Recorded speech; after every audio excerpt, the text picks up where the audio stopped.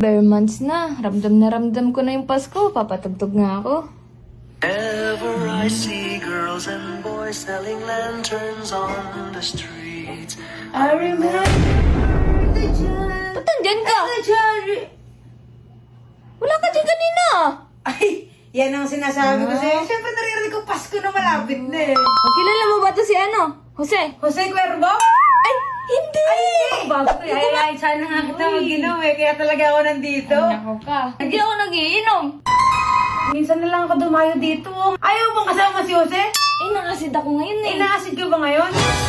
Ang acid, saglit lang yan. Ang pagbabanding natin, hindi mabilis yan. Paano bukas, di na ako makahingan. Hindi na tayo nagkabanding. Joke lang. Joke lang Wala naman akong acid. Okay. Mag-inom na tayo.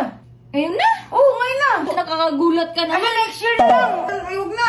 Di na lang. Pagbibigyan kita. Ako, bibigyan mo ako. Ganda na ito ah. Ang bago no. Mas maganda ka pa nga dyan eh. Mas maganda ka pa dyan. Bolero Mas ka maganda talaga. Special ba to? Pero mas maganda yung tama nito eh. Kung sinisimulan na natin, di okay na. Wala naman akong shot glass dito. Patulad dyan. Wala ka ba dyan? Meron. Meron ako. Grabe na yung pagka-prepare nito. Prepared ako.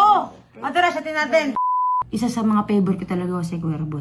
Gaano kagaling ang Jose Cuervo gumawa sila ng gantong alak. Hindi pa tayo pinapanganak, nagawa na nila to. May ganun ba? Oo! 1795 pa to gawa. 1795? Di ba 1796 ka? Ay, 1998 naman ako. Pagkakaalam ko kasi yung mga inumin kasi, mga alak, pag tumatagal daw, Lalong sumasarap. totoo. Totoo.